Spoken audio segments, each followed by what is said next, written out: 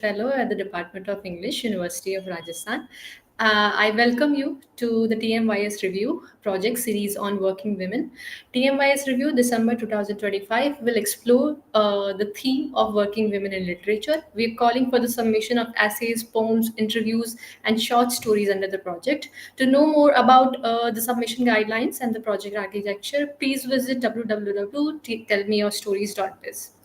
This evening, I consider myself very, very privileged to be in company of our esteemed panelists, Professor Paula Rabinowitz, Professor Nirmala Menon, Professor Nalini Iyer, and Ms. Antara Ray Chaudhary, who will shortly share their views with us and insights with us. The topic for today's discussion is digital technology and women in academic publishing, bracing challenges and opportunities.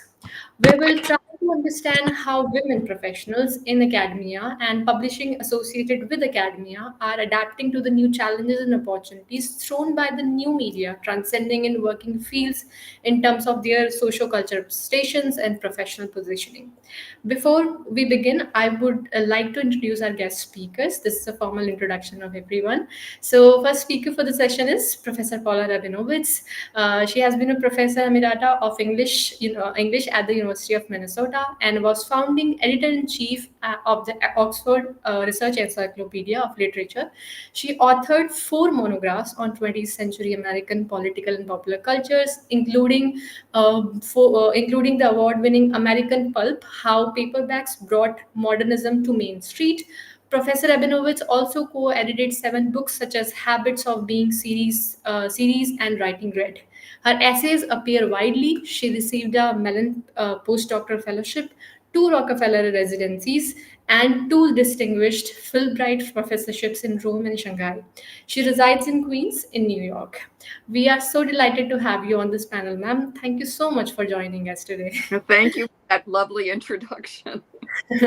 Ma'am, we are privileged to give this introduction. So, our next panel for the session is Professor Nalini Iyer. Nalini Iyer is Professor of English at Seattle University. She teaches courses in post-colonial South Asian and African writing, diaspora studies, transnational feminism. She is the author editor of 5 books on South Asian studies. She has also published articles in Ariel, South Asian Review, and Tulsa Studies in Women's Literature. She's the chief editor of South Asian Review. Welcome on board, Professor Iyer. It is our absolute privilege to have you here. Thank you for the invitation. The next speaker for the session is none other than Professor Nirmala Menon. Professor Menon, Professor of English at IIT Indore, leads the Digital Humanities and Publishing Research Group, chairs the Jay Prakash Narayan National Center of Excellence in the Humanities. Her interdisciplinary research focus on post-colonial studies, digital humanities, multilingual publishing, and decolonizing knowledge infrastructure. She authored Migrant Identities of Creole Cosmopolitans and Remapping the Post-Colonial Canon, co-edited India's first multilingual electronic literature volume, is editor-in-chief for Digital Humanities Intersections. She serves as an on editorial boards including Digital Humanities Quarterly and Routledge Series, founding president of Dharti, that is the group, and former CenterNet VP. She also serves as executive and advisory boards and leads major funded research project. We are truly excited to have you here among us, Professor Menon, and looking forward to having an engaging and insightful session with you. Our next speaker is Ms. Antara Ray Chaudhary. Ms. Antara is an editor with over 12 years of experience in academic publishing industry, and currently she works on Routledge Revivals program, where she reissues out of print and unavailable titles from Routledge's rich heritage backlist in the humanities and social sciences. She holds an MPhil and MA in political science from Jawaharlal Nehru University, New Delhi, and currently she is residing in Mumbai. We are pleased to have you here, Ms. Antara. Thank you so much for joining us. And after this formal introduction, I've taken much of your time. We'll now open the forum, and I would request you first, Professor Paula, to share your insights with us. Over to you, ma'am. Okay, well, thank you so much for inviting me. I am the dinosaur here. And so I'm going to give a little recounting of feminist publishing and just using me as an example. from my first publication, two poems in Moving Out, which is one of the first journals of feminist literary and arts journal from Detroit, Michigan. Started in 1975. I joined the editorial collective in 1978 and published two poems in it at the time. This is a picture of Doris Lessing that Gwen Google, an etching artist, had done for the cover. And it is, as you can see, it's on cardboard. It's typed up, and then we would mimeograph it and staple it. So that is the original technology that we used to publish things. A couple of years later, I was a participant in the first so-called Feminar organized by graduate students at Northwestern University on feminist film theory. So the first one was about literature and poetry and arts. This one was, we were beginning to move into theorizing. Again, cardboard cover, perfect binding, a little fancier.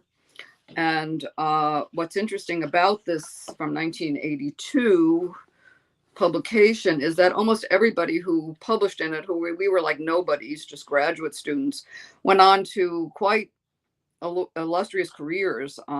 Julia Lesage, Barbara Hammer, two filmmakers, Jane Gaines, she's the head of the film program at Columbia, Wendy Dezoritz, Gina Marchetti, she's the dean of at Pratt, Judith Main. I mean, I can go on and on. Lauren Rabinowitz, Janet Walker, many, Michael Renov, basically, you know, anybody who became anybody in film studies, in feminist film theory particularly, and we were all graduate students at the time. And then my final piece of show and tell here is the reprint, the reprint from the UMI dissertation service. This is back when you actually had a dissertation that was on paper, and you could order a little paperback edition, again, cardboard, and it's just the reproduction of my typewritten pages of my dissertation. I actually had hired a typist because I was not a good typist to type it. And back then you had to go to Rackham, was the graduate school at University of Michigan. The Rackham ladies, of whom we lived in fear, had a little template, and they placed it on every single piece of your dissertation, every page, to make sure that nothing went out of the borders. And then they checked every chapter heading and subheading and so forth to make sure they were exactly the same. You didn't say "the" in the table of contents and in the body of the text.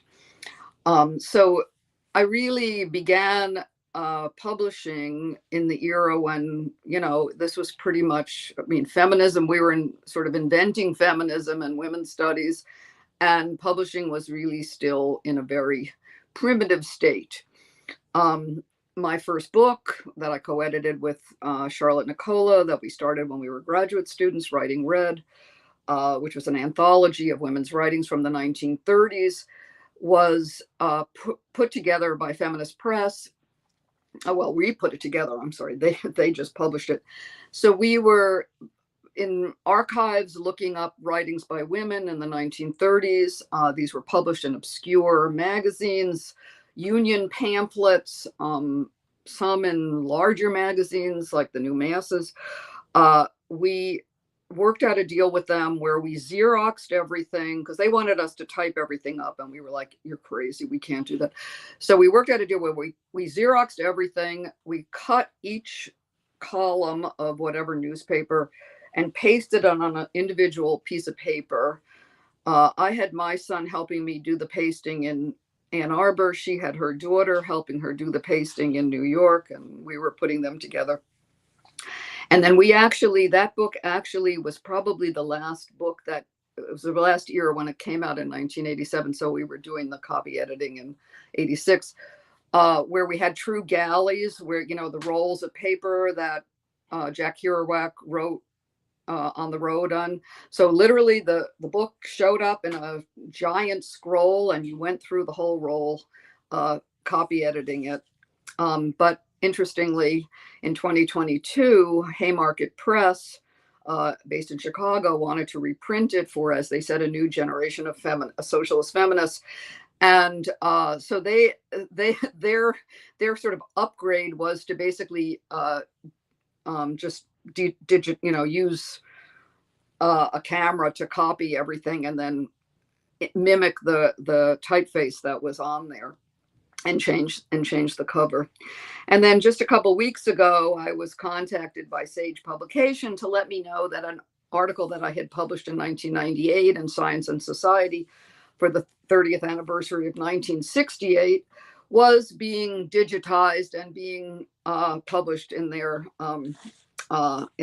digital series. So I guess I've run the gamut of this all, and in between that, I was the editor of the Oxford Online, as was mentioned, the Oxford Research Encyclopedia of Literature, and that was conceived of as entirely online. Although we did put out a number of volumes in print that were culled from essays there, and I think between when I started doing it in 2014 and left it in 2021, I edited maybe 1,000 articles. And, what's interesting is I spent a lot of time copy editing these things, and the Oxford University Press copy edited things. And yet various people have contacted me and said there are so many mistakes in there. So, it's sort of like you think that you've improved the world, but you may not have necessarily.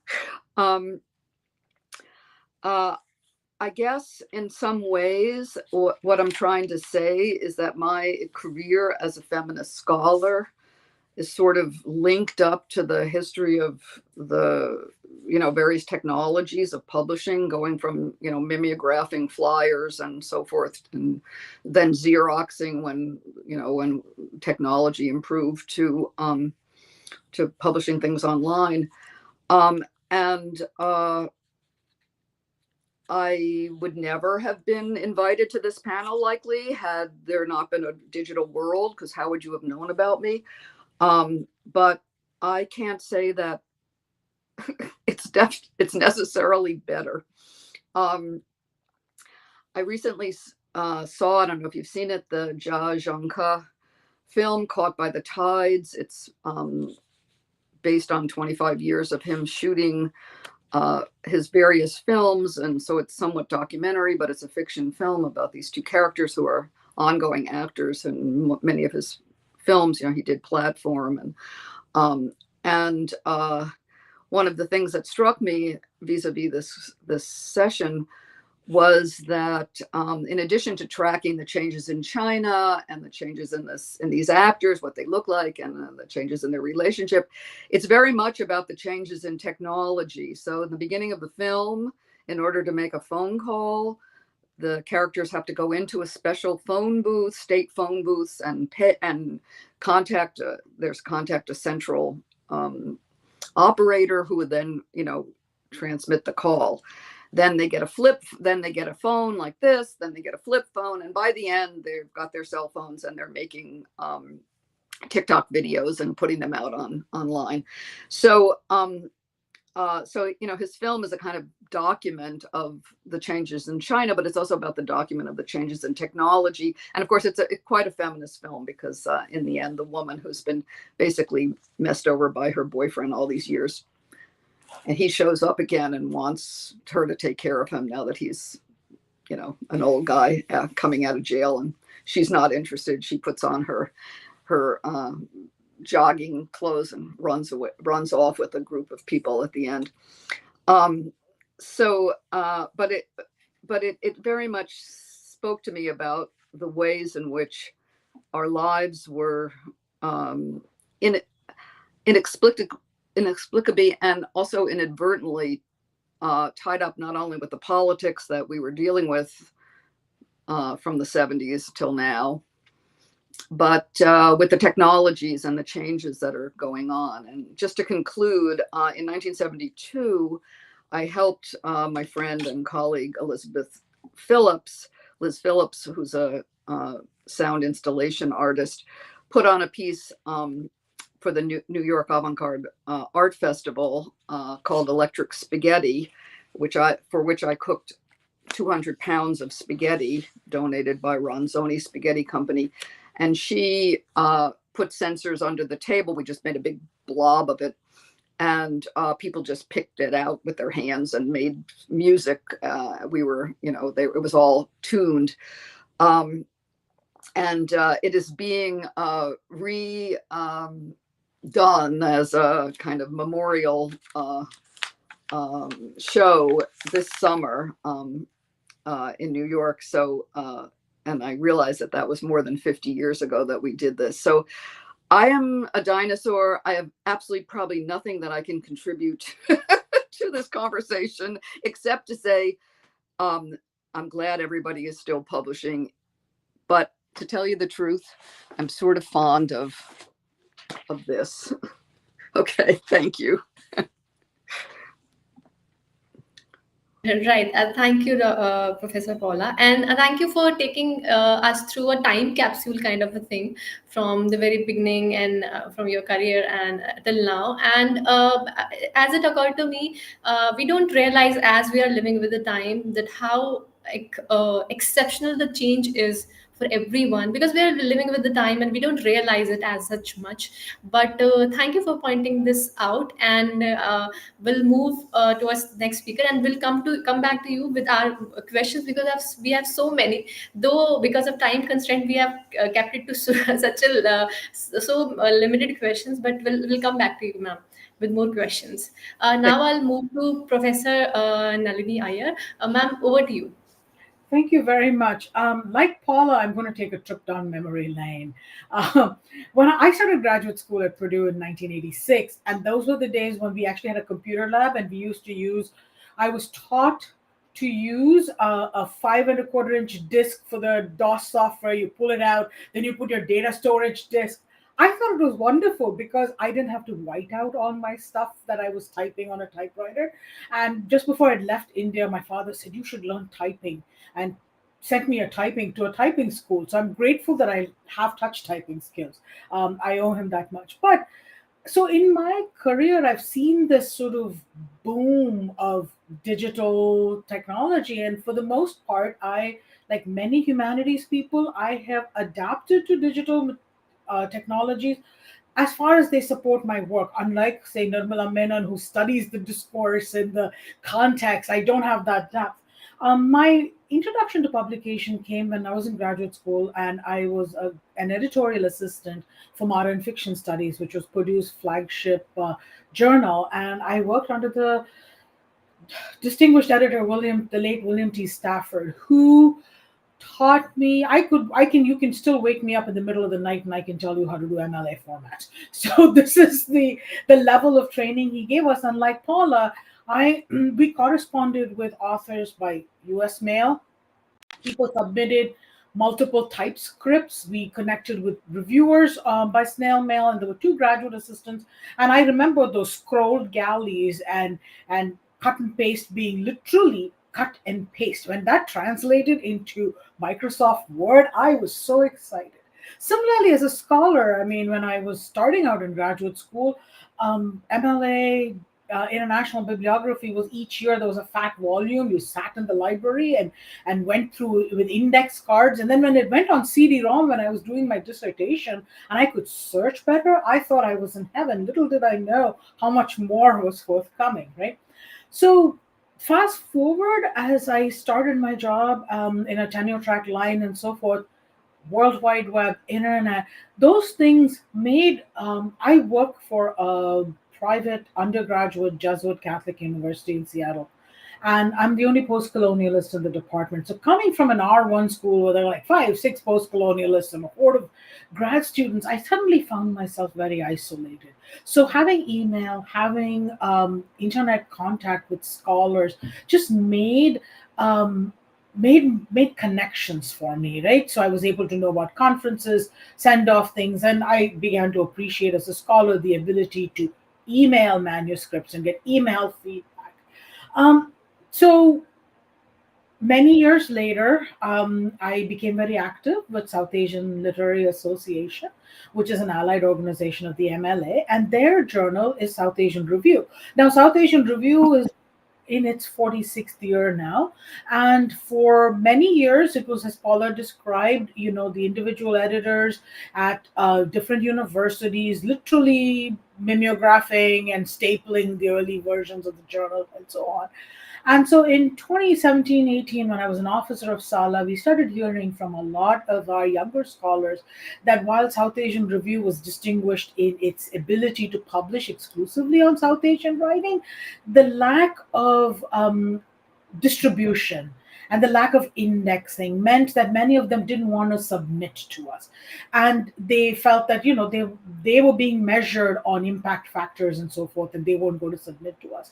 So John Hawley, who was then president and I was vice president, we started exploring digital options and reached out to multiple organizations, and Taylor and Francis, the parent company of Routledge, was where we struck a deal. And that was the point at which I was also chosen to be the chief editor of the journal, first woman in its 40-some years, because my predecessor was also retiring from academia and didn't want to deal with this new platform. It was just far beyond him, and I understand that.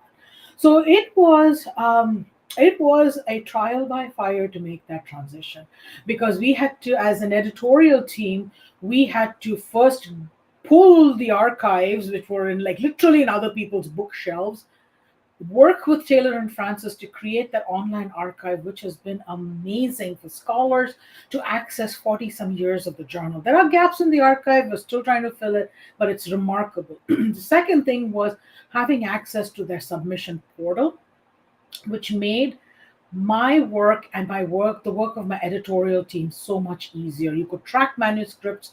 The Taylor and Francis does the tech check to make sure it's the right fit and that the journal articles are anonymized, all of that.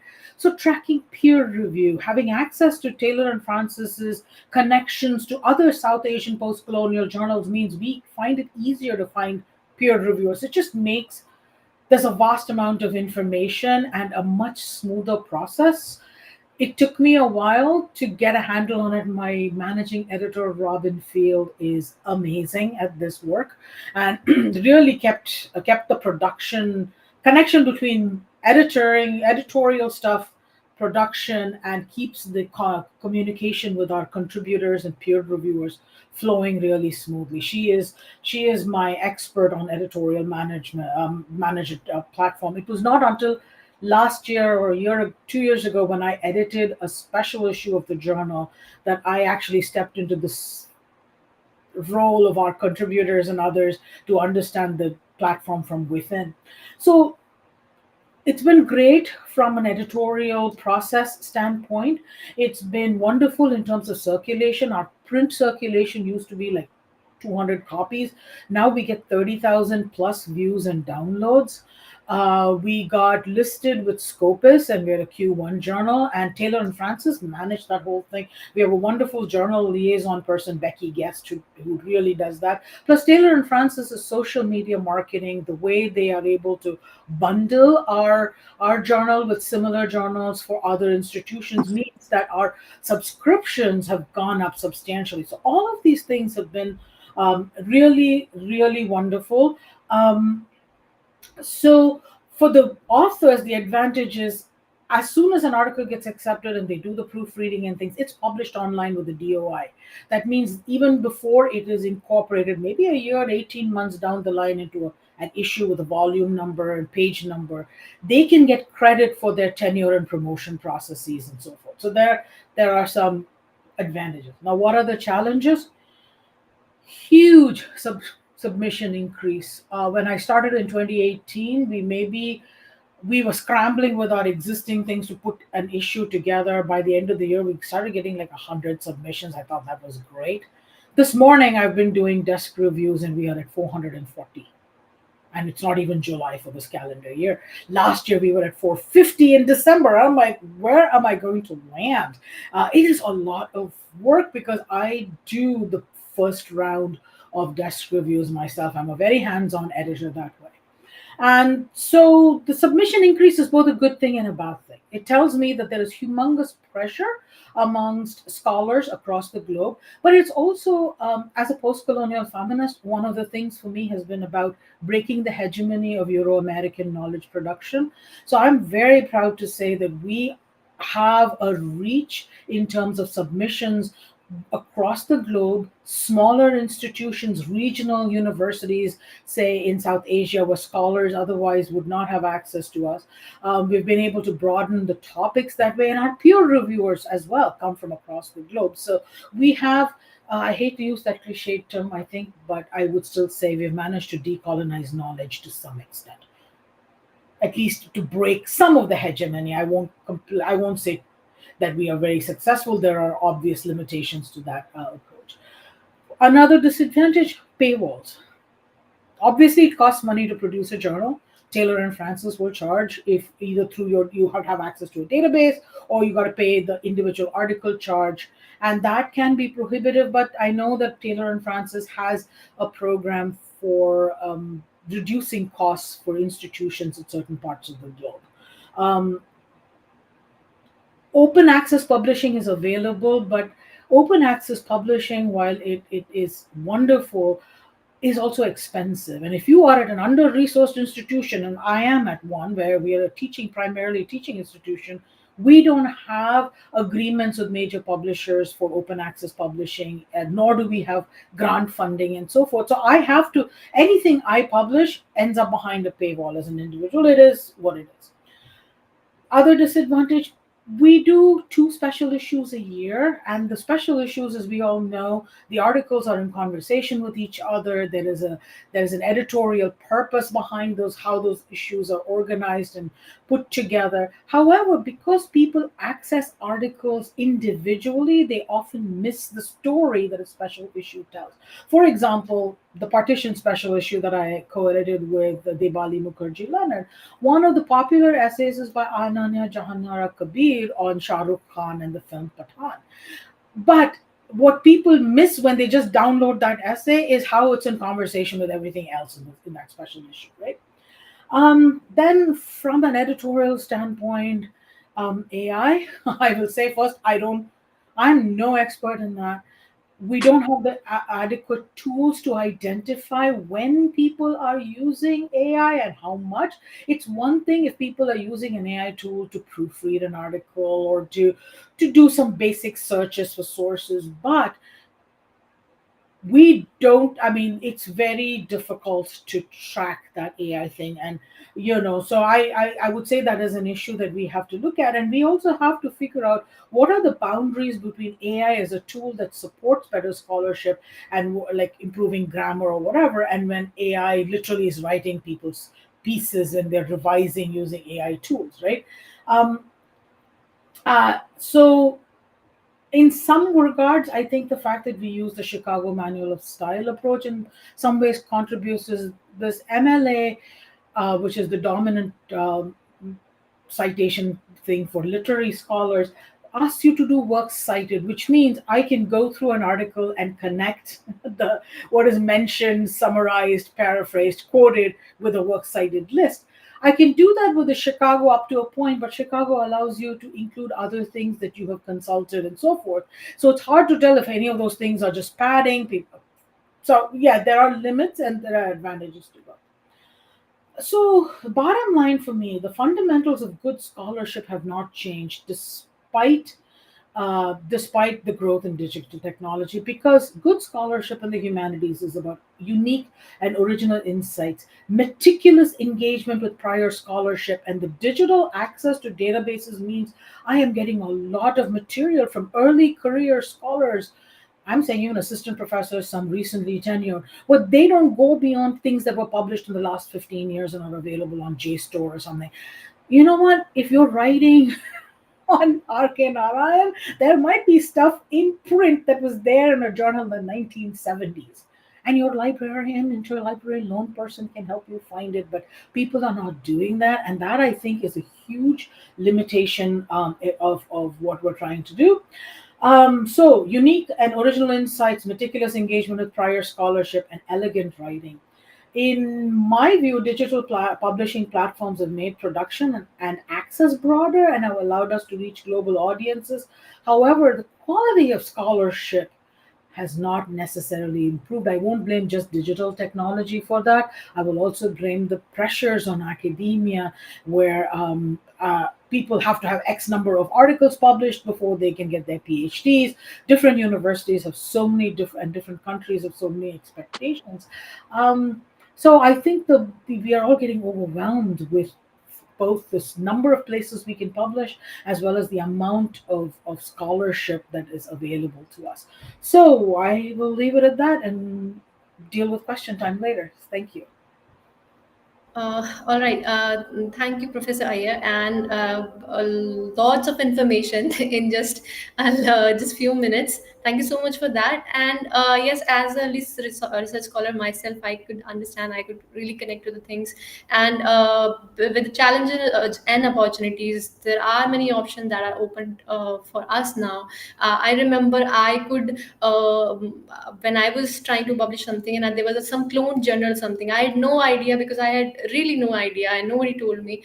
But through some research on Google and some depth research as well, I could find out that this is a clone journal. So that platform gave it to me, and this entire project that we are doing under TMYS, because of this digital and electronic technology, this gave us the platform to produce this only. Otherwise, it was not possible for research scholars, such early research scholars like me, to do something like that. So this is what the technology is giving us, with other challenges as well. Thank you so much, ma'am. Now I would move to Professor Nirmala Menon. Ma'am, over to you, please.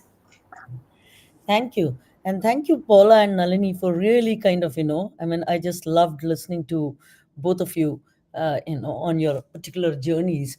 And I would like to say that, I kind of stumbled upon publishing studies.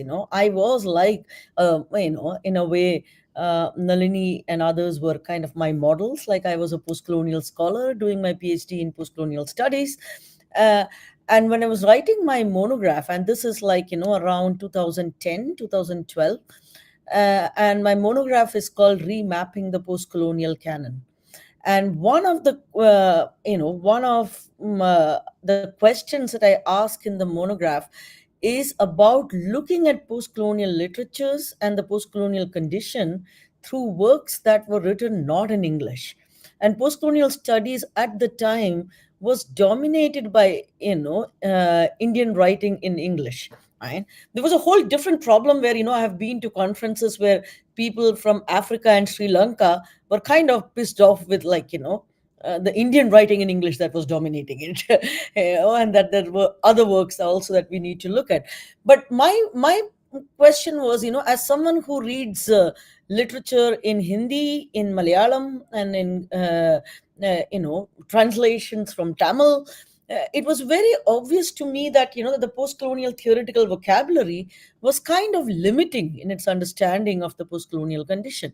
Uh, and so I did my the rite of passage, the monograph, where I kind of think about those questions. But after that, I also moved from the US to India to an IIT. Yeah. And the thing that kind of caught me was how do I translate the theoretical and the conceptual problems that I was asking in that book and turn them into doable projects, so that there are some outcomes. How do you kind of correct that, right? And so that's how the MLA in fact was my model. And I kind of put together a project of doing an MLA kind of database for Indian literature scholarship not written in English, right? And so the plan or the project was very simple. Uh, it was simply that, we took the scholarship from different languages, and many languages in India have very robust scholarship. So just like, Nalini pointed out, when if someone in the UK or in Europe, and I know people, there, who are working on, say, a canonical writer like Premchand, right? Uh, the scholarship that they cite is often scholarship about Premchand in English. Uh, Whereas, there's a lot of scholarship about Premchand in Marathi, in Hindi, in other languages. But then, I can say that, but how, a graduate student in the UK is like a graduate student in India or in the US, right? They don't have the resources to kind of go around the world and really get that material. And so to just have a database of scholarship, which would be both in the original language and in English. So we just created a pilot project, and that particular project, in fact, is still a work in progress. We've not yet been able to make it public. So you can imagine how difficult that is in terms of infrastructures, right? Uh, and so, and it's still working. We have about 2,000 entries by now, and we started with Bangla, Malayalam, Tamil, and language from the northeast in Nagaland. And these choices were very random. Just simply there was languages that me and my students were familiar with, and so we could kind of go through the entries and make checks and balances, right? So my entry into publishing, now I have PhD students working on the history of publishing and history of academic publishing in India and all that. But my basic entry into that publishing studies is understanding the growth of academic publishing in India. And I think one of the things that in India we completely missed, when Paula was talking about what you were doing in the 70s and 80s, I really feel that when you look at Priya Joshi's work on it, but India kind of missed the bus on academic university presses. Yeah.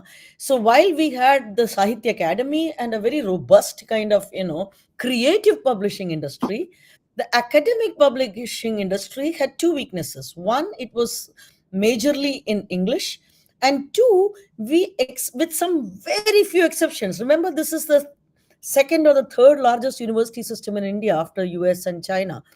Uh, and yet the number of presses you could count on both your fingers, like on both your hands, and the real good presses. So we really kind of missed it, and what we had instead were imprints. So we had Taylor and Francis, you had OUP India, you had Cambridge Publishing India, so you had those imprints, and we were kind of all okay with it, right? Your publishing is going on. But I think when you look at publishing, so we really don't have a publishing infrastructure, a robust publishing infrastructure. So to go back to Nalini's point, where does those of us who are in the IITs or who are in big institutions with good resources would publish themselves in the biggest journals around the world? Yeah. But where does the average researcher go? Where does your average faculty in a college in South India? Yeah, what are their avenues for publishing? We had some amazing niche publishers, most of which, by the way, were led by women, right? Zuban, or Kali by women, Yoda, all of them, in fact, have been very women-led, exceptional publishing houses. But the fact is that they were niche, and not the scale at which a system like India requires. So what digital technologies have allowed us to consider and perhaps think about is to build a publishing infrastructure that is born multilingual. So I think we don't have enough time. I won't go into the details of the electronic literature volume that we published, but we have launched a journal in digital humanities now, and the journal is called Digital Humanities Intersections. One of the things that I'm working on is to get the infrastructure and the open journal systems, the OJS systems for manuscript submissions, be multilingual, right? And so to see how we may be able to use digital technologies I'm sure there will be many stumbling blocks as we try to make not completely automated translations, but at least use digital technologies to ensure that the articles can both be submitted, published, as well as read by someone in languages other than English. So my thrust has always been in multilingual academic publishing. But the challenge is this, that the infrastructure, uh, the print or the brick and mortar infrastructure that that somewhere like the US is so, I mean, amazingly lucky to have, right, is kind of missing in academic publishing. But then the opportunity is like, when you go from a landline to a cell phone, you can kind of leap a technology, right? So I want to see if we can use this moment to now set up that kind of robust publishing infrastructure. And so that is where my interest in multilingual infrastructures comes in. And it kind of serves the need of academic publishers. We do have some publishing in science and in engineering. We have a lot of very credible and respected scholarship in many regional languages in literature. So literature actually has a very good output of scholarship in many Indian languages, right? And to see how we may be able to onboard them into a system like this. I hope I'm making sense, but that's kind of what we are, what we are trying to do in terms of digital infrastructures and its relationship with academic publishing. I just want to point out that yes, the journal that we are publishing is definitely open access. Uh, the fact that open access has become expensive, the fact that it is prohibitively expensive, is partly because the big publishing houses have gotten a stranglehold on open access, right? But instead, if open access becomes like in some European countries, or it becomes a mandate of publicly funded research, right, and is funded by public resources, I don't think the scale of the expense is that high, right? The labor is very high, and so you have to kind of put resources into, say, funding research associates, your editors, your commissioning editors, and so on. uh, but the technological infrastructure, unlike when we needed to have a printing press, and like Paula said, where the capital investment also was very high, right? Yeah. So that when publishing on demand does not have that scale of expense if you have the infrastructure in place. So how do we do that? One of the things that you see is that in creative publishing, India has done very well in terms of multilingual publishing. And so whether it is and the big publishers have kind of understood the readership and the scale of readership. And so now a Gitanjali Shri moment does not come before, like in the 80s, when the Sahitya Academy was actually doing most of the translations from Indian languages to different international languages, as well as between Indian languages, right? But that foundation allowed, when it was scaled up in the 80s and the 90s, for the big publishing presses to take advantage of it. The role of translators became very important. We have a robust group of translators, amazing translators now. And we have the Gitanjali Shri moment, when you had the Booker Prize for a translation for the first time, right? So what I want people to understand is that that does not happen by accident. It happens with strategic kind of thinking. It happens with facilitating and putting those narratives and those voices out there through these multiple modes that we have at our disposal now. And we do not what we need is intent, and what we need is a group of people who are willing. And I know that there are different groups in India, and I talked to a digital humanities group in Ghana. So in Africa too, I know that they're thinking about these kind of multilingual infrastructures. And I want to think about the multi, and I'll end it with this by saying that I want to think about the multilingual as not a afterthought, but as part of the structure, as part of the episteme and the intellectual thinking of what we think about in academic publishing. Right? It has to reach people. It has to kind of cross borders, and it will not do that until we kind of do that with intention, and we kind of develop those infrastructures that allow us to do that. I will welcome all of you to kind of look at our lab, and you'll see some projects where we are trying to do that. We do have a publishing portal too, which currently is being funded by the IIT. uh, and we are making certain archives and building projects that we are making accessible, where the data is going to be king, right? And where the data remains with us, and those stories remain accessible to any college student, or to any citizen across the country. And I think later, maybe in the question and answer session, I'll also address the question of why that is also very, very crucial in terms of having access to our own stories, in different forms. So I'll stop there, and then we'll come back. Thank you so much, ma'am, for many insights and very thought-provoking ideas, and pointing towards the future for India as well, Indian academic, where we can go and what is needed right now. And we will now move to, because we are running a little short on time. I'll move to the next speaker, Ms. Antara. Please go ahead. Yours. Quiet. Thank you, Tell Me Your Stories, and Jaishree for inviting me. And I'm really feeling privileged to be among all the distinguished panelists. My background, as Jaishree mentioned, that I did my master's and my MPhil in political science from JNU, New Delhi. And after that, since then, I'm working with Routledge.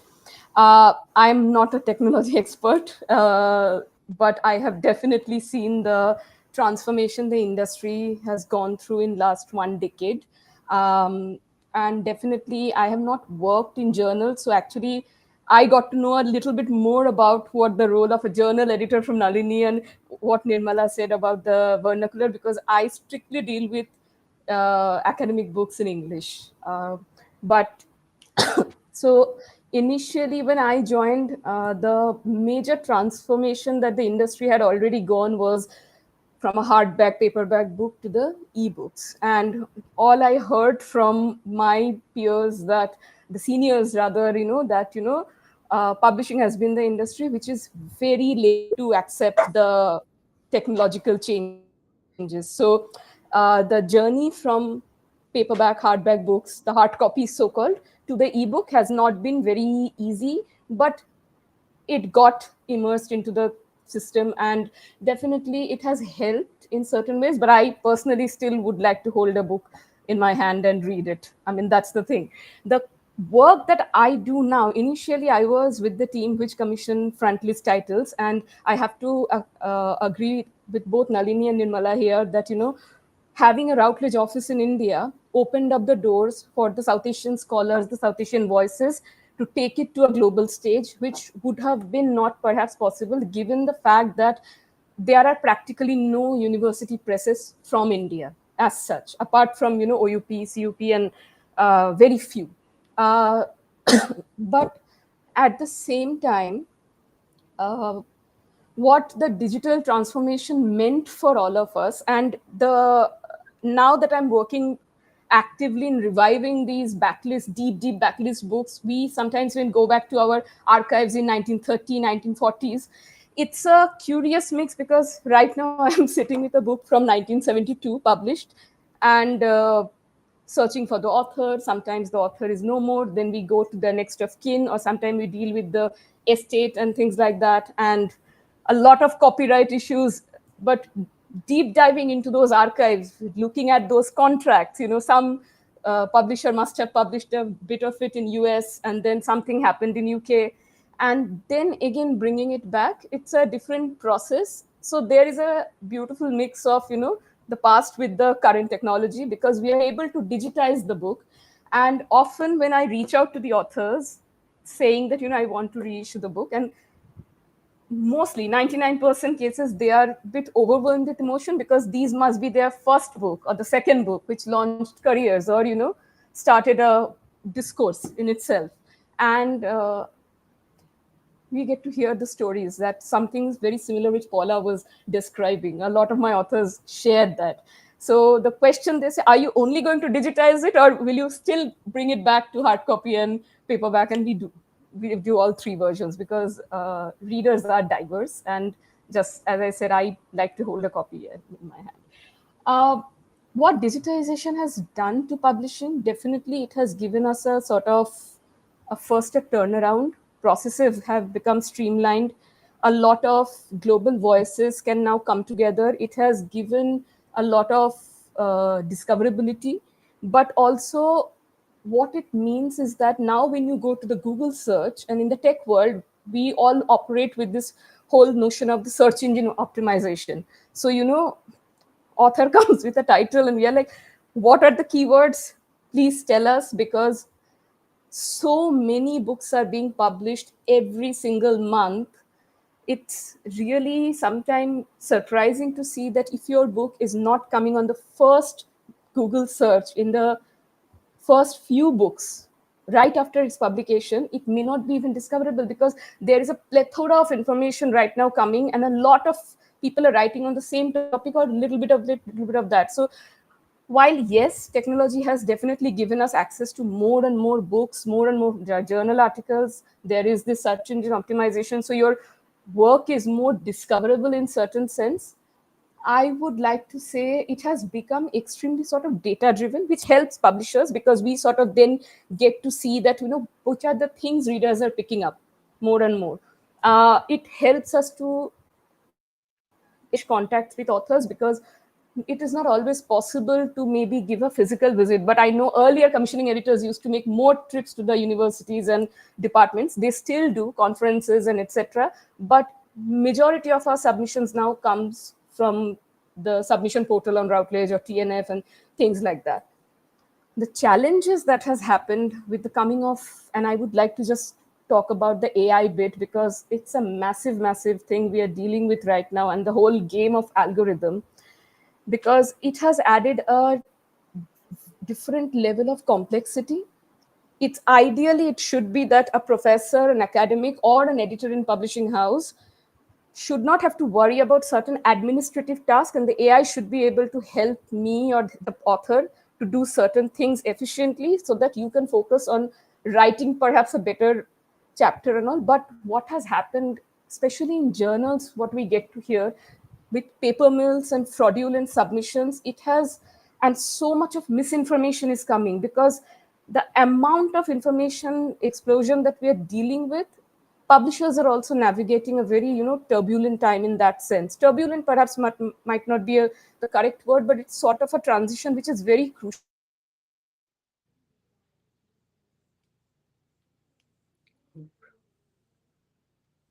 Happened here. I think she's frozen. Yeah, Antara, if you can hear me, your screen is stuck. We can't hear you.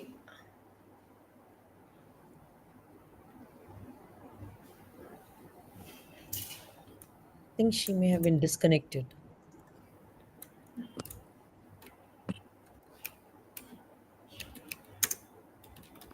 I'm so glad it's not me. I live in terror of these things. Ma'am, we'll wait for another minute, then Oh. if she can reconnect. Otherwise, we'll move to the question session, and she can join us. Shows the limitations of digital technologies, right? Who said it?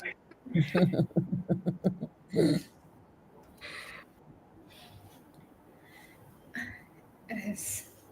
I think she might be trying to reconnect with us, ma'am. If I have your permission, ma'am, I can move towards questions. Meanwhile, she joins back. Sure. Uh,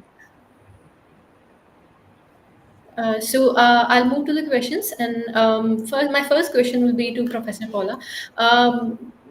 Ma'am, we would like to ask you, from your years of experience in academia, the questions we have sent to you, I'm sure you've read them. How do you, if this is the case, you perceive the rising stature of media culture studies, particularly with respect to electronic and digital modality as an interdisciplinary avenue in humanities, research, and publication? Do you see an academic push and requirement of such studies in which direction, particularly if we talk about US academic circles? Well, so I think there's two levels to answer this. One is that, of course, we're in a complete catastrophe in terms of academia under the Trump administration, and everything is getting frozen and pulled back. And my son is a mathematician at Johns Hopkins. They were just told that they're having a 30% budget cut. We're talking about Johns Hopkins University, not,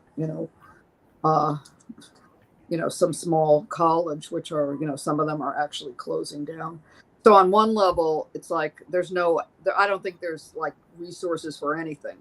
On another level, when, for instance, we were putting together a film studies major at University of Minnesota, this was about 20x years ago, we purposely called it Moving Image Studies, MIMS, because we knew already that what we were thinking of in terms of film studies or even television studies was already a kind of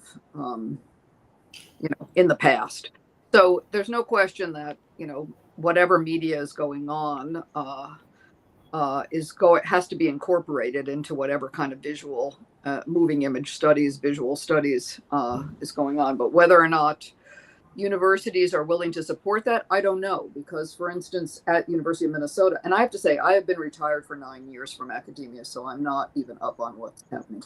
But when we were first introducing this, when I was first teaching in the 80s, I'd be schlepping the 16 millimeter projector around in the frozen tundra of Minnesota in the winter into my classrooms and, loading the film. Then we, got some, machines where we could plug in our VHSs, and then there were, CDs and, DVDs and so forth. Then at some point they decided they were going to get rid of all of these machines and have us stream everything. And we put up a big fight because at the beginning of streaming, and this is, I think, connected to everything that people have been saying, it was the major corporations that were determining major, movie corporations, what could be seen. So, you could not find a Maya Deren film, for instance, that I always taught, Meshes of the Afternoon, streaming, because that had not been, part of, the sort of corporate media thing. And we had to fight with them to allow us to keep in the classrooms the ability to show a DVD or a VHS or even project a movie. So, I think what everybody's been saying vis-a-vis everything is that there is like very great, gains that one gets from the ability to access things instantaneously worldwide. But there are certain things that are lost. I mean, for instance, when the University of Michigan, where I was a graduate student, decided to get rid, and University of Minnesota too, and Harvard, get rid of their card catalog in the library, and everybody sat at the computer terminal and looked things up.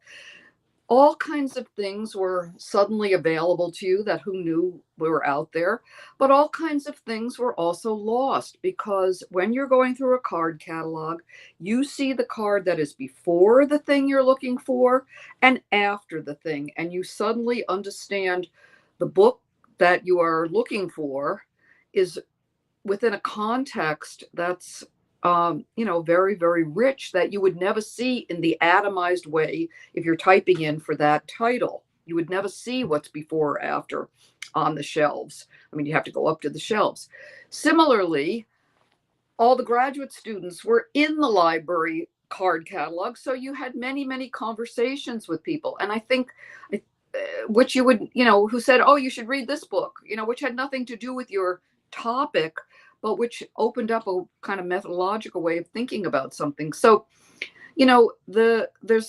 you know, everything is always about losses and gains. And what we gain in, you know, the ability to study more and more things and include more and more things into the curriculum is also, you know, there's a limited time. So other things are going out. So, you know, as was pointed out, does anybody know things that were published in the 70s? Not really.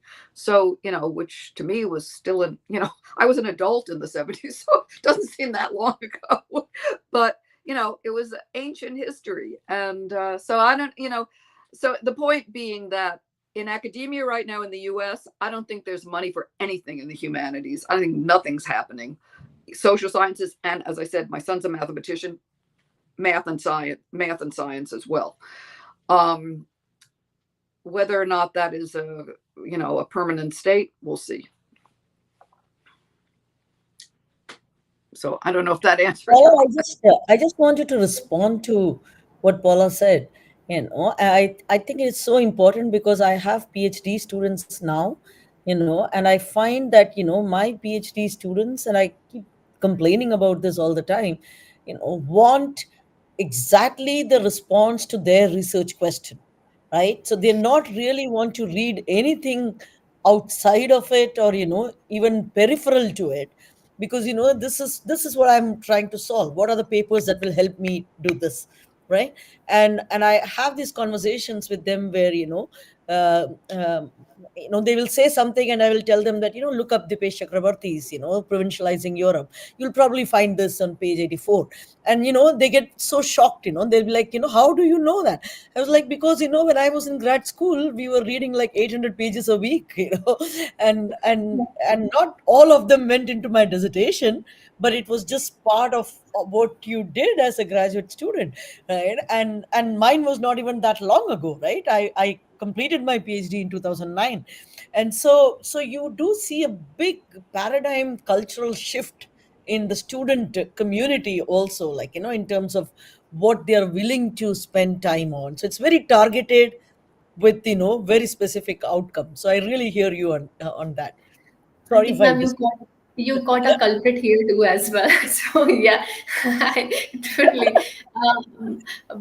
Thank you, Antara, for coming back. I can see you reconnected with us, and I'll come back to you if you allow me. There's another question that we need to ask to Paula, ma'am, again, because it's very related to what she has already answered. So just. Professor Paula, again, I want to ask you, as someone with this extensive scholarship in cultural materialism, feminist representation, in this very direction, if I can ask you your thoughts on the cultural shifts that have emerged due to digitalization, and the theoretical shift, particularly the theoretical shift around feminism as well. And I'm asking this because we have seen, as third world country scholars, we have seen American universities as very fertile ground for literary theoretical movements in 20th century, 21st century. So how do you see this shift, the theoretical shift, if I talk about particularly in the moment called feminism? So again, I'm, I can't speak in a sort of day-to-day thing about what's going on in universities personally, because like I said, I got out of the business about 10 years ago. Although I did have graduate students, I still have one left who hasn't finished his doctorate. But so this is just, from my anecdotal, from hearing what people are saying.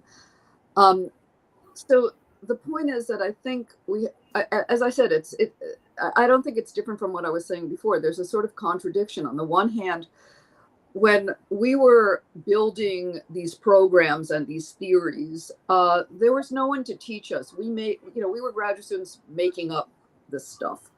And that was true for women's studies. That was true for African American studies and all the studies group. That was true for post-colonialism. All of the film studies, everything, all of this was invented by graduate students in the 70s, 80s, and maybe even into the 90s. I used to feel sorry for my students. I was like, oh God, you have to like take a class in this, from me on feminist theory. Like, we didn't have classes, so we got to like sit around in reading groups and read stuff and think about it. So how boring. They have to take a class. So, I mean, on the other hand, that means that, it's become institutionalized and therefore, there's a worldwide interest in it. So, again, there's sort of like, I may be sounding nostalgic for this, and, it really was not a nostalgic thing. It's not something you want to really go back to, because I can't even go into the level of sexism involved in when people said to me, "Oh, how come you work on only bad literature?" Because I was writing about women's proletarian novels and so forth. Or how come, you, well, we won't even go into it. But, and so, on the one hand, there's a kind of loss of this, in a way, hands-on, aspect of things, kind of do-it-yourself thing. On the other hand, there's this vast apparatus that is behind this, as you all were talking about, Routledge and Taylor Francis and Oxford University Press, that makes things possible in ways that are beyond comprehension when I was a graduate student. But it's interesting because, like, when I was working with OUP on, developing the research encyclopedia of literature, I was excited about doing this because I was under the impression that we would have access to all of what Oxford University owns, all of their archives, all of the maps, the art that they had access to, and that when we would do these articles, we would have this, this hyperlinks amongst everything. So if you wrote, so we were I was very careful when I was editing. Everybody, I was driving all my authors crazy because I was saying, you have to write William Shakespeare because I want everybody to be able to see that. It's going to be hyperlinked to everything else in Oxford that's connected to Shakespeare and so forth. And Oxford promised me they would be doing this. And yet in the end, they would never develop the platform for it. They discovered that, in fact, I mean, something that I learned when I was doing this, Oxford University Press actually supports Oxford University. The OED essentially is supporting Oxford. And so everything that they're doing is geared towards clicks, and at this point, because everything's been digitized. And so the sorts of things that I envisioned, which were non-material, but they were concrete and they were material about how you could think about an article about literature, but it connected to architecture or to, scientific questions that were relevant to the moment. I also was hoping that things would be published in multiple languages. That's what they promised me, that too. But none of this happened because everything, was, it's all about money. They didn't have the resources to really do what we said we were going to do. And so, everything is a make-do situation. So on that level, nothing is all that much different from, Xeroxing things. I don't know if this is of help, but...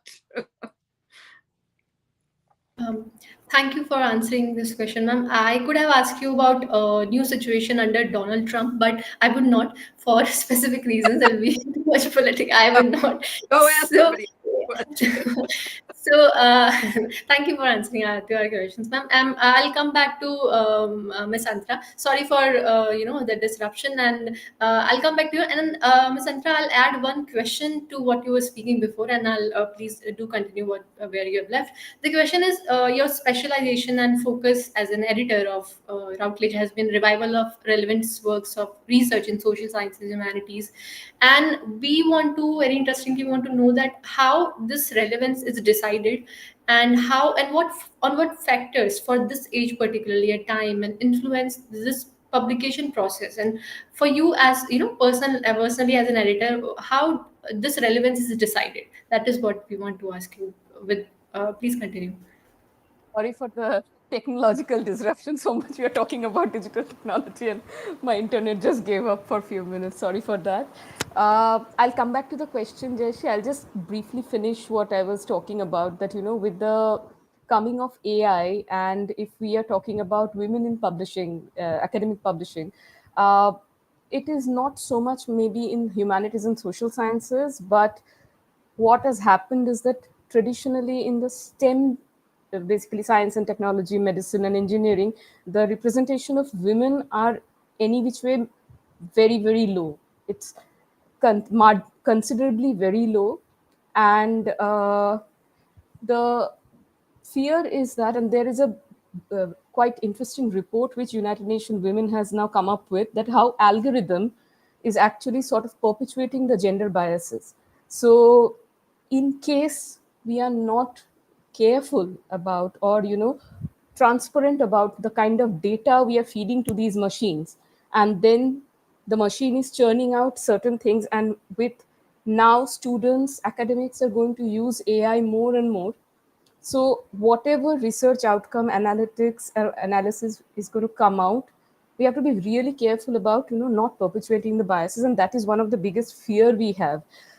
uh, Alongside with, as I said, that we are dealing with a lot of fraudulent submissions. Sometimes these research may not have even happened, and it is coming from across the globe. It's not like you can pin down any particular country. There are fake journals now.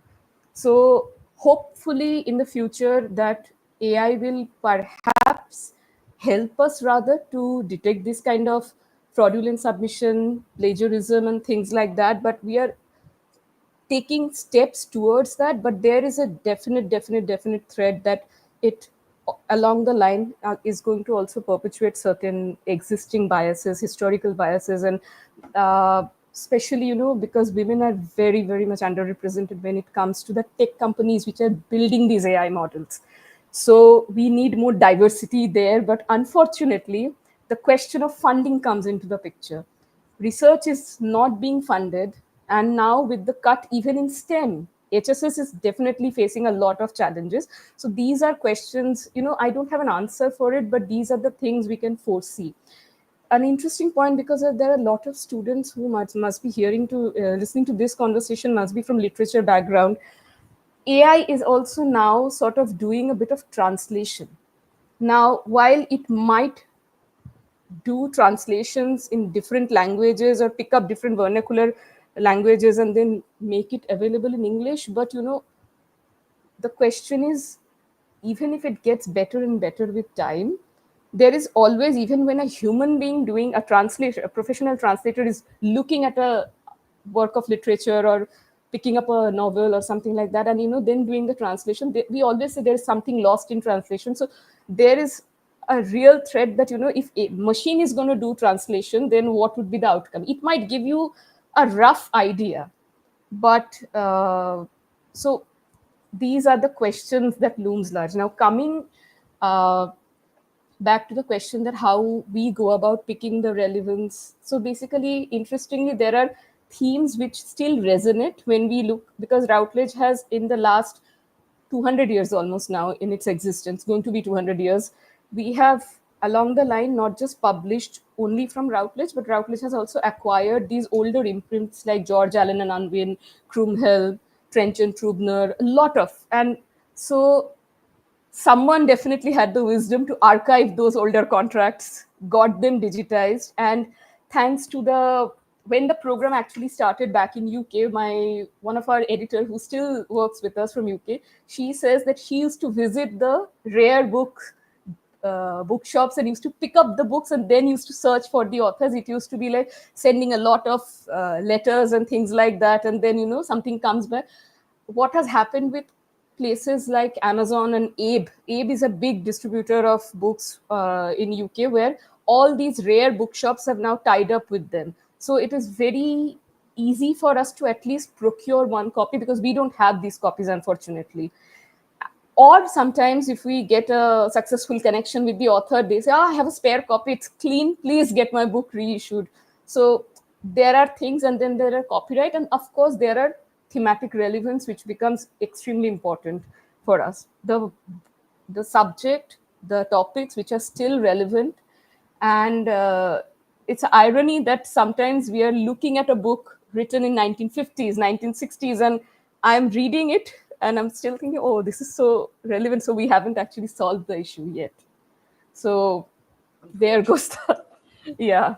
So I'm not sure if I have answered your question, Jaishree, but there are majorly relevance and finding the author, and then of course some authors also like to add a bit of new introduction, how the study has evolved over the years and things like that. So to contextualize it for today's readers, and some authors have also now again started sort of citing it in the course structure and things like that. So various factors.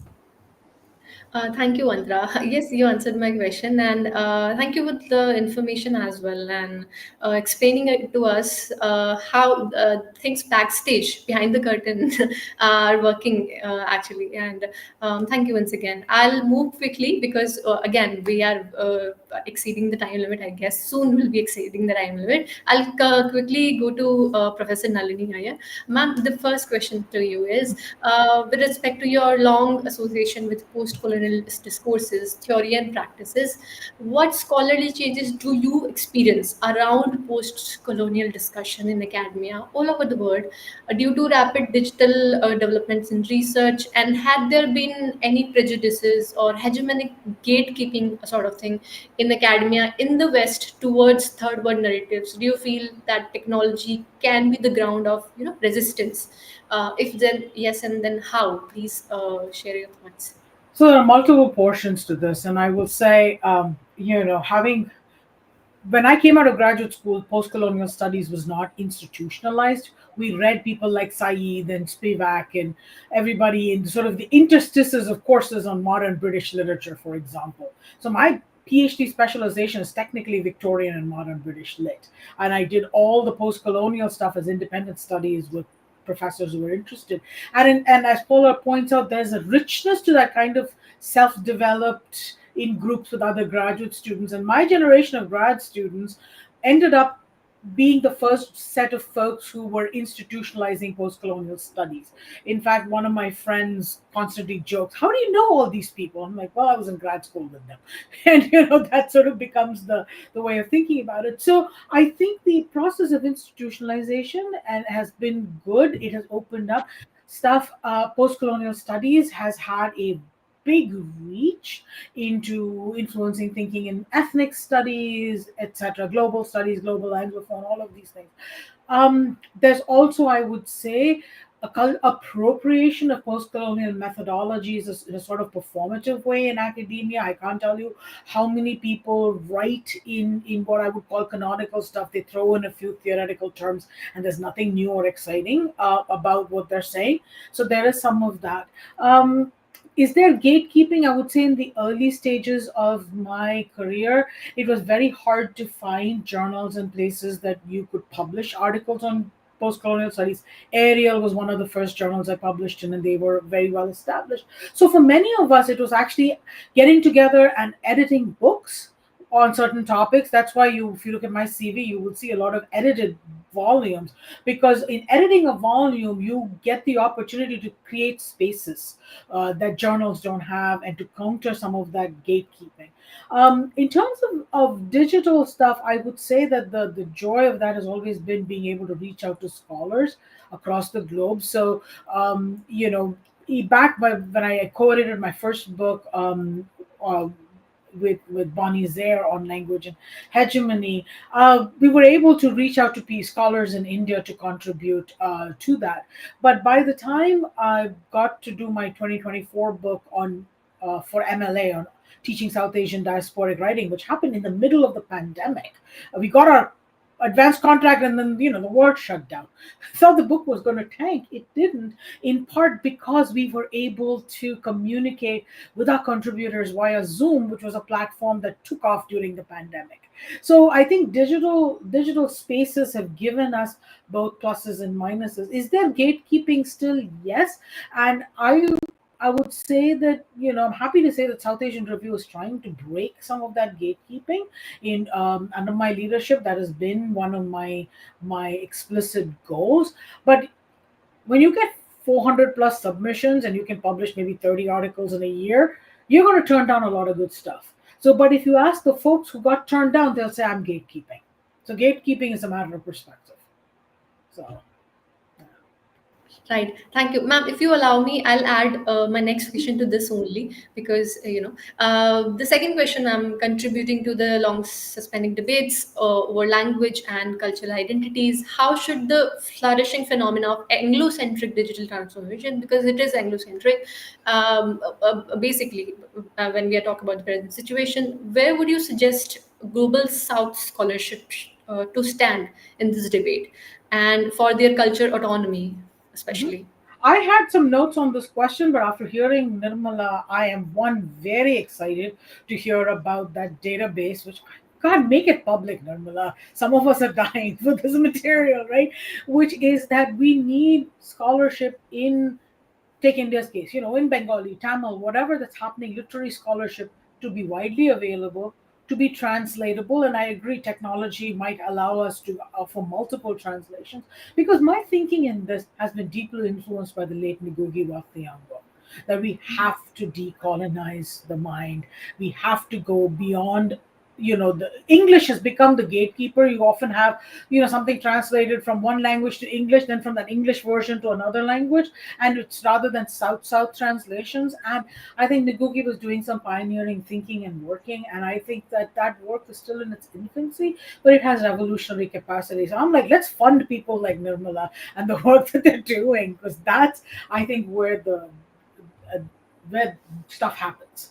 And I would also point out that there are some digital archives that are immensely useful. I'm thinking of the 1947 Partition Archive with over 11,000 stories. I mean, as a scholar who works in partition, I found that enormously useful. So also the South Asian American Digital Archive, which is housed in Pennsylvania, which has done amazing work with tracking down documents from the late 19th, early 20th century migrations from South Asia to the United States. And they have some incredible stuff that I use all the time in my work. So these are two spaces I find that there's been enormous contributions to breaking, may not be breaking the Anglophone hegemony, but at least in breaking the breaking a sort of hegemony with certain stories, certain viewpoints. You have state versions of what happens are during the partition, of British and Indian government versions and stuff. But to have everyday people who were young adults and children sharing their stories, that is something remarkable. So. Thank you, ma'am. And you sort of answered my third question as well. So thank you so much for that. And ma'am, quickly, I'll move to Professor Menon, because this was the first question was ma'am asked from a lot of the viewers who wanted me to ask this to you, and because. As we are speaking, there's still limited digital humanities scholarship that we're talking about, especially from universities that which I belong to, state universities in North India as well. I cannot say for South India. So they wanted the first question that as the earliest figures in digital humanities who has actually put DH in India on the global map, working at the forefront in leading DH and publishing research group, we requested to shed light on developing scenes of digital practices in humanities in Indian academia, and how do one unknown to this exclusive functionality understand the early and developing DH structures. And with ma'am addition to this, I would ask this third question to you as well, because digital humanities entering into literary fields, English departments, how that happened, and what are your thoughts on that? Okay, so that's a lot. Like, I'll put it like this, right? When we started the Digital Humanities Lab at IIT Indore, this was in 2014, right? We were the first research lab in India. So we did not have, there were scholars, definitely, who were doing work that has retrospectively been, enumerated as digital humanities work. So there were definitely, like, projects like Project Madurai, Bichitra. These were projects that have later been, uh, uh, rebaptized as digital humanities projects, but they were definitely, doing those projects. But now, 10 years down the line, when I go to universities, and I give talks, there are many universities coming up with masters and PhD programs in digital humanities. So you do see a lot of the IITs, but also, for private universities who have started these programs. So I think the field generally is growing. Now, in what ways is it growing? I think, we need to. The jury is still out on it. There are some programs that are very good. Some programs I have my reservations, but and I think we cannot scale it up until we have a group of people who are willing to do the hard work of pedagogy in these disciplines, right? And right now, that is not at that optimal level, and so you will see a disparity in the levels of these different programs. I do want to say, and someone asked me this at a recent university talk, uh, that I do believe that at this point in India, when we think about digital humanities, I would still like students to have done their undergraduate in their fundamental disciplines, whether it is literature or geography or history or computer science, uh, and then come into digital humanities at the graduate level, because that's then you have that very strong fundamental knowledge of those disciplines. And I think that is always a plus when you come into an interdisciplinary area like digital humanities. I do want to take a small I want to make a qualification here in terms of digital humanities and literary studies, because I was one of Matthew Krishenbaum's first students at the University of Maryland, and I took his digital humanities course, and his seminal article about digital humanities. And very recently, me and one of my colleagues, in a debates in DH series, that is at the University of Minnesota Press, actually, yeah, global debates in digital humanities, we wrote an article where we make the argument that unlike in the United States, in India, digital humanities is not necessarily dominated by literature departments. Right? You see it as far more diverse, and it's very interesting. It is diverse in two ways. It is diverse institutionally, so you do see a lot of the DH programs in the IITs, but I think that is partly because IITs don't have to go through the behemoth of the University Grants Commission. And when you have to start a program or a course, you have to just go through your own senate, and so it makes it a lot easier, right? And that is why you see it in the IITs and in the private institutions. But I also think that digital humanities in India is diverse in another way, which is that it is there institutionally, in within institutions, so that Bichitra as a project is a product of the Jadavpur University group of scholars, uh, whereas Project Madurai is a group of independent scholars who think that there needs to be a project like that. Or you see a PARI, which is People's Archive of Rural India, which is also a group of interested journalists and scholars who think that there should be a digital archive of rural India and their stories. And so digital humanities in India is far more diverse and complex in terms of its institutional beginnings. And I think one of the while a lot of the pedagogy in DH also tends to be in English, a lot of the projects that are coming up in India are not. They are in multiple languages. One of my students, for example, we are creating an audio archive of rare Sindhi books written in the Perso-Arabic script in the refugee camps post-partition.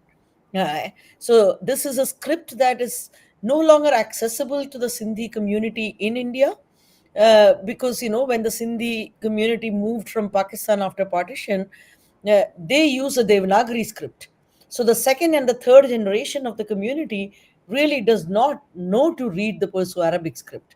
So we had to find a group of mm, mostly older men and women who were able to read the script.